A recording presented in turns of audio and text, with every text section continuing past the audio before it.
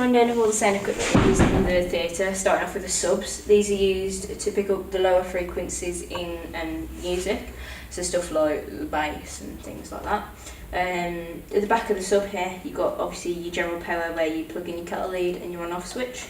At the top here, you've got where you do your inputs and outputs. So obviously your XLR runs from your snake up into here, into input, then from output you'll go straight up to the speaker which is on top, which can be split in on the top via a pole. Obviously you have your levels, you can twist this up and down to decide your levels on here, but this can also be controlled on the desk. And then your lights to say if you've got signal, and then you hit the limit. Another piece of equipment we use in the theatre is the speakers. These obviously go with the subs usually. The bigger ones we have sit on top of the subs on poles, and they obviously pick up all frequencies. These can also be used as monitors on stage for each individual musician's mix. So if you twist it around to the back, this is where you control everything. So obviously you've got your general power and your on-off switch.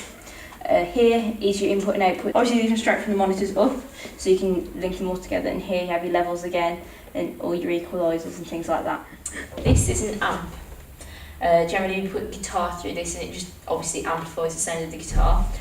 We can put this through the desk, so we can control the levels of the guitar in live performance by putting a mic over the top, but generally we can't put this through to the DI box into the patch box to go straight to the desk, so we have to control the guitar from both down here and on the desk. This does make it a little bit more difficult to control, however by going through the amp we can put on different effects and like change the sound of the guitar by these knobs on top.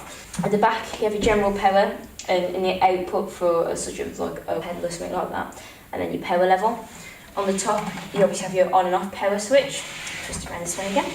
Your input, which is a jack to jack, which will go straight from your guitar into the amp, and then different presets where you can change how you want the guitars to sound. An alternative to using an amp is using a DI box. This allows us to do instruments such as the keyboard and guitar and bass straight through here to the desk, rather than having to go through an amp then a mic to the desk. It gives us a lot more control of the instruments as well. So first of all, you take your jack to jack into your instrument, such as usually a bass or keyboard, which we do in the theatre, and you plug it into one of the channels here, into the input. You then have to make sure that you put on phantom power, as this doesn't have a power source running to it. It's a power source running from the desk. You also have to make sure you switch it on the desk on each channel that you're using phantom power on. So once you've plugged your instrument to here, you make sure it's turned on at the end here. But then you also do the output from the back. So you have to reach into the and plug your XLR into whichever channel you're using, and then plug that straight into the patch box, which then runs it straight up to the desk. So down here on stage we find the pulse box. So we connect the signal coming from down here to the desk. 1 through to A, and these will be the first 8 channels on your desk, which you see. To connect any signal coming from down stage here to the desk, we need an XLR cable. This is an XLR, it's 3-pin. So the first thing you do is plug in the male end into the female end.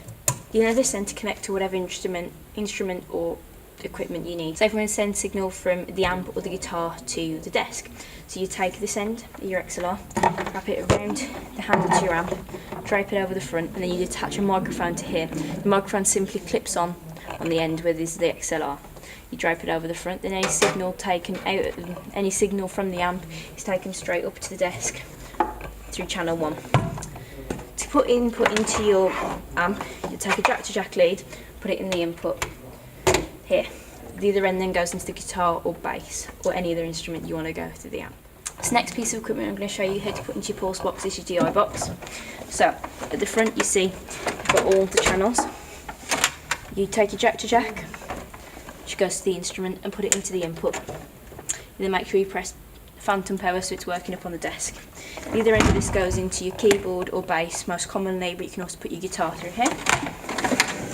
You then take the end of your XLR, which is the other end plugged into your pulse box, and put it into whichever corresponding channels at the back. To say, as I've put that into one on the DI box, you then put it into one at the back.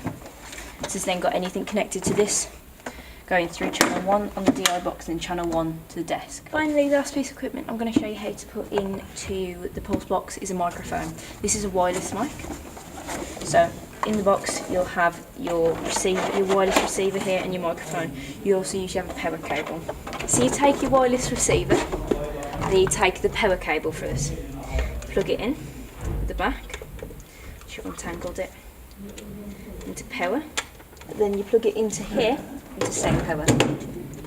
Make sure it switches on. It'll say 1. This means that the microphone you're connecting it to is 1. For now we'll turn this off. You then take your XLR, which is in channel 1, whichever channel you wish, and you plug it into the back here where it says mic out. This means this is all set up now and it's going straight through to 1. You then turn your microphone on and all signal will be going straight through the mic into the wireless receiver up until the desk. For microphones that aren't wireless, it's as simple as just taking the XLR and plugging it into the bottom of the microphone where there'll be a male XLR end. So when you're patching in the subs and monitors, you go from the snake here and you find whichever output you want to say. They're all numbered 1 to 12. So I'm going to go through 1, which is this one. You plug in the male end, so you plug in the female end to the male. And you go to here, the back of your sub first. If you're going to plug in the monitor and the sub, you always go through the sub first. So then you plug it in and go with A here, and that means the sub now is on the desk and it's all patched in. You then go from the sub to the monitor. You plug in the female end to the male end, which has to be the same one because there's 2 sets here, there's A and B, but you have to keep it through A together and B together if you're going to do that, as it's the only way it will work. Then you obviously come up to here and pop it in the line input, as so. Then connected and will be patched into the desk. So this is the patch bay. The first thing we do before we patch anything in is turn it on. Down here there are 6 buttons. You press 1 through to 5 to turn it on. 1, 2, 3, 4, 5. To turn it off, you do the same thing. This is the patch bay. It's where all the sound and data, like information, signals come up and it's repatched to wherever you want it to go. This here is for sound. So these ones from here to here are the input boxes down on stage. These are where you plug in microphones, amps, well the microphones on amps, and the DI box, more things like that. And obviously you have 1 to 8A, 1 to 8B, etc. Downstairs there are 12, which means that on the first box 1 to 8A are on there, and then 1 to 4B. The next one 4 to 8B, and the rest of C. On here are all the outputs. These are for things such as monitors, speakers, subs, anything like that. These are patched 1 to 8, which are the outputs on the sound desk. If you needed to repatch these to anywhere, say if you put one up on the catwalks, you'd repatch it from up here. 21 is the first audio output on the catwalks, and if you wanted to repatch channel 1 on your outputs on the desk, you'd put a cable from 1 to 21 to repatch it as such. So as you can see, this is our live sound desk. It's where all the signal from down on stage from all the instruments comes up if they're patched through the pulse box. As you can see, it's similar to the pulse box on stage. There's channels 1 to 12 here and so on here. Channels 1 to 8 will be A, 9 to 16 B, and then so forth C. When a signal's coming through, you'll see a light on this display here. Anything, if it's green or orange in the display, that's okay. If it goes into red, then you know you've got to turn it down. To do that, you simply turn down the gain up here. Your volume's down, this is control for volume, and your gain's down, but it's still peaking on the red. You simply put on a pad here, which will reduce the signal a lot. If it is on the DI box, then you need to make sure that there's phantom power going to it, so things like the bass. Phantom power needs to be turned on then at the DI box and needs to be turned on up here by this. For now, we'll turn that off. These are for all your instruments that come in, and over here is for your monitors, which will be coming through the snake. Once your levels are right, you can change how instrument sounds. Simply select it as you change your gain and everything, put your pad on, put your phantom power if that's needed. Then these here will change the frequencies. So the gain here, these 4 knobs, these if you turn them up will bring up lower frequencies and low mids. These are more bassy tones which will be used for things such as bass, guitar and drum kits. While if it's a singer, like a female singer, a higher voice, you'd probably turn up these to enhance these slightly. This is the threshold here, which means that after a certain point, no more decibels will be let out of the speakers.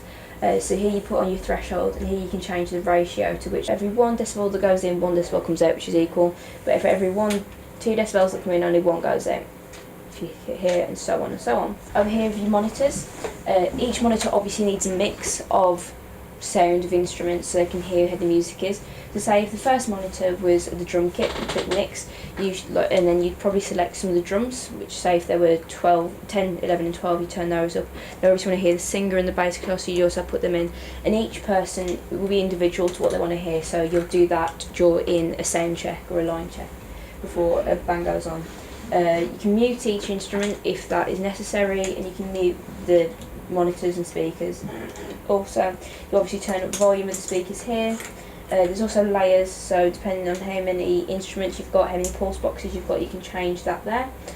And it's the same with the monitors, so for things such as subs, monitors, and etc. So during a show, obviously you need to label each of your channels so you know which ones, like guitar, drums, whatever. You can also label microphones. In musical theatre performances, you'd probably name them by character names so you know which one to turn up when. So what you do is you simply select your channel like you would before.